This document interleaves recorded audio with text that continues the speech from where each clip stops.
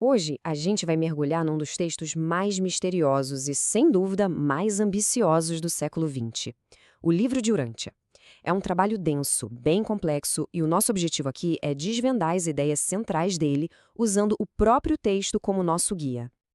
Então, qual é a história por trás desse livro? Imagina só, um livro com 2.000 páginas, sem nenhum autor assinado, que se propõe a explicar o universo inteiro, a natureza de Deus e, ainda por cima, a vida completa de Jesus. Essa é a premissa de O Livro de Urântia. Para a gente começar a entender isso, a gente precisa olhar para a origem dele. E para entender o livro, a gente precisa começar pelo começo, pelas suas origens, que são, sinceramente, tão enigmáticas quanto o próprio conteúdo. O ponto principal, e talvez o mais chocante, é que o livro não tem um autor humano conhecido. Todo o seu conteúdo é atribuído a diversos seres celestiais. E essa autoria anônima é fundamental, sabe? Porque o texto não se apresenta como uma criação humana, mas sim como uma revelação que veio de outro lugar. A história de como ele surgiu é realmente fascinante. Tudo começa lá por 1925 com um psiquiatra de Chicago, o Dr. William Sadler. Ele e o grupo dele, o Fórum, começaram a estudar um indivíduo que supostamente entrava em transe e canalizava essas comunicações. Foi um processo longo que durou décadas, até que finalmente, em 1955, o livro foi publicado pela recém-criada Fundação Urântia. Ok, já entendemos um pouco das origens. Agora, vamos abrir o livro e mergulhar na cosmologia dele, que é honestamente gigantesca e cheia de detalhes. Bem no centro de toda a existência, de tudo que existe, o livro apresenta o que ele chama de Pai Universal. Ele é a fonte de toda a realidade, sabe? Um ser pessoal que cria, controla e sustenta o cosmos inteiro. É a partir dele que toda a arquitetura do universo é construída. E essa arquitetura cósmica é de cair o queixo. Pensa assim, bem no centro de tudo existe um universo perfeito e eterno chamado Avona. Girando ao redor dele tem 7 super-universos gigantescos. E dentro de cada um deles existem os universos locais, que é onde estão os planetas em evolução como o nosso, que o livro chama, claro, de Urântia.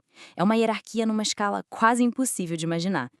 O livro também descreve o que parece ser uma burocracia celestial super detalhada. A gente tem seres como os Seconafim, que ajudam na administração dos superuniversos, e os portadores da vida, cuja função é literalmente projetar e implantar a vida em planetas como a Terra.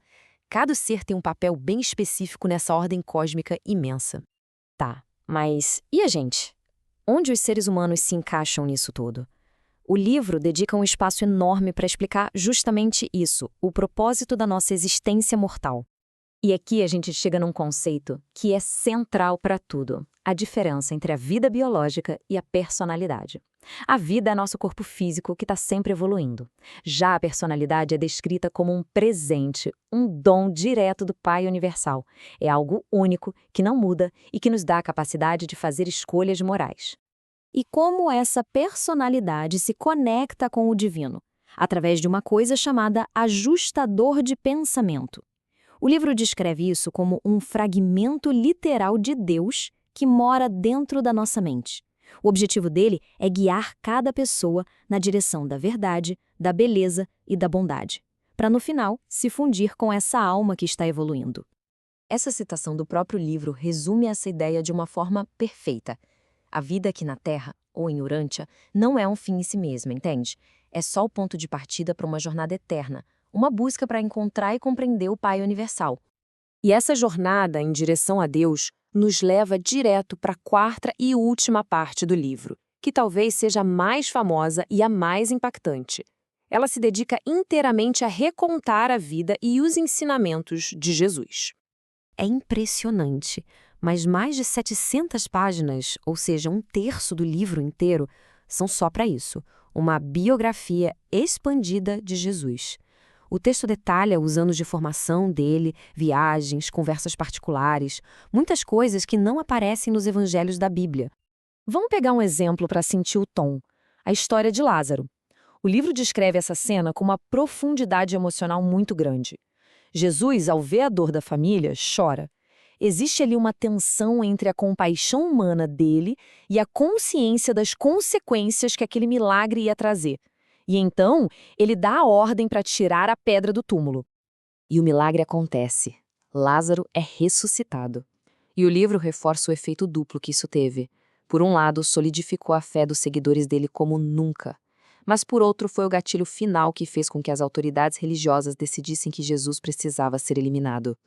O livro também detalha muito os ensinamentos de Jesus sobre o reino de Deus. E, segundo ele, não é um lugar ou um futuro império político. É uma realidade espiritual, que existe aqui e agora, dentro do coração de quem crê. A grandeza nesse reino não vem do poder, mas de servir. E o princípio fundamental é o amor, um amor que se estende até para os inimigos. E tudo isso nos leva à mensagem final do livro, que é, no fundo, um convite à ação para cada um de nós. Em essência, a mensagem é que a vida mortal não é o fim da linha. De acordo com o livro de Urântia, é só o primeiro passo numa carreira ascendente, uma jornada eterna de crescimento e aventura pelo cosmos, com um destino final, encontrar o Pai Universal lá no paraíso. Isso tudo nos deixa com uma pergunta para refletir. Independentemente de onde veio, o livro de Urântia oferece uma visão grandiosa de propósito cósmico. A questão que fica é: o valor de um caminho espiritual está na sua origem ou na jornada que ele inspira? A resposta talvez seja a própria jornada.